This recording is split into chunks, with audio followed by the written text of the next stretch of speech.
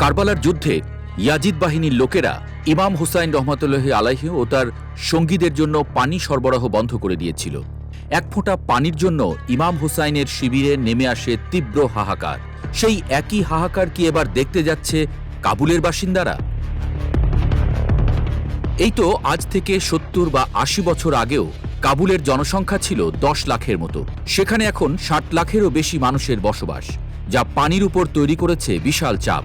এর সঙ্গে যোগ হয়েছে জলবায়ু পরিবর্তনের কারণে কম বৃষ্টি, তুষারের আগাম গলন আর দীর্ঘমেয়াদী খরা ইত্যাদি। আর এজন্যই আগামী ৫ বছরের মধ্যে কাবুলের ভূগর্ভস্থ পানির ভাণ্ডার পুরোপুরি শুকিয়ে যেতে পারে বলে মনে করছেন বিশ্লেষকরা।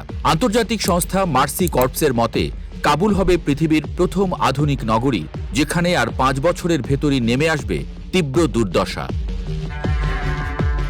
আল জাজিরা বলছে, গত এক দশকে কাবুলের ভূগর্ভস্থ পানির স্তর ২৫ থেকে ৩০ মিটার নিচে নেমে গেছে।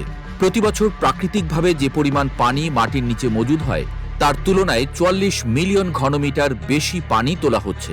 এই অনিয়ন্ত্রিত উত্তোলনেই ভবিষ্যতের জন্য ভয়াবহ বিপদ তৈরি হয়েছে। জাতিসংঘের হিসাবে কাবুলের প্রায় ৪৯% বোরওয়েল ইতোমধ্যে শুকিয়ে গেছে। ভয়াবহ পানি সংকটের কারণে সেখানকার জীবনের মান নেমে গেছে শূন্যের কোঠায়। অর্থাৎ কাবুল আজ এমন এক সংকটে যেখান থেকে ফিরে আসার কোনো সুযোগ নেই। পানি, ছোট্ট একটা শব্দ, যার অপর নাম জীবন। সেই পানির অভাবে আফগানিস্তানের রাজধানী কাবুলের ৬০ লাখ মানুষের জীবন হয়ে উঠতে যাচ্ছে দুর্বিষহ।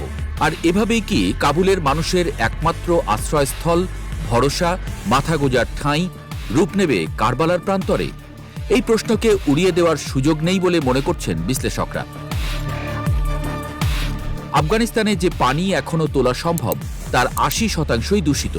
মল, আর্সেনিক ও লবণাক্ততার কারণে এই পানি মানুষকে উল্টো মারাত্মক স্বাস্থ্য ঝুঁকিতে ফেলছে। এই সংকট সবচেয়ে বেশি আঘাত করেছে দরিদ্র মানুষকে।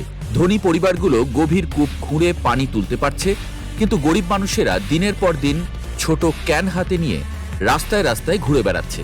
স্কুল ফেলে পানি খুঁজে আনার দায়িত্ব নিতে হচ্ছে কোমলমতিদের।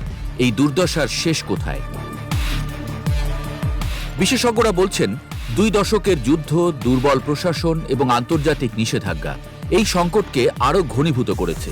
২০২১ সালে তালেবান ক্ষমতা গ্রহণের পর বহু আন্তর্জাতিক সহায়তা প্রকল্প স্থগিত হয়ে আছে।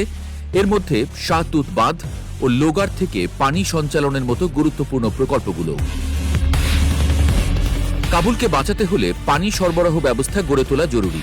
যদি দ্রুত ব্যবস্থা না নেওয়া হয় তাহলে কাবুলের লাখ লাখ মানুষকেই হয়তো বাস্তুচ্যুত হতে হবে, আর এই শহর হয়ে যাবে পৃথিবীর প্রথম পানিশূন্য মহানগরী।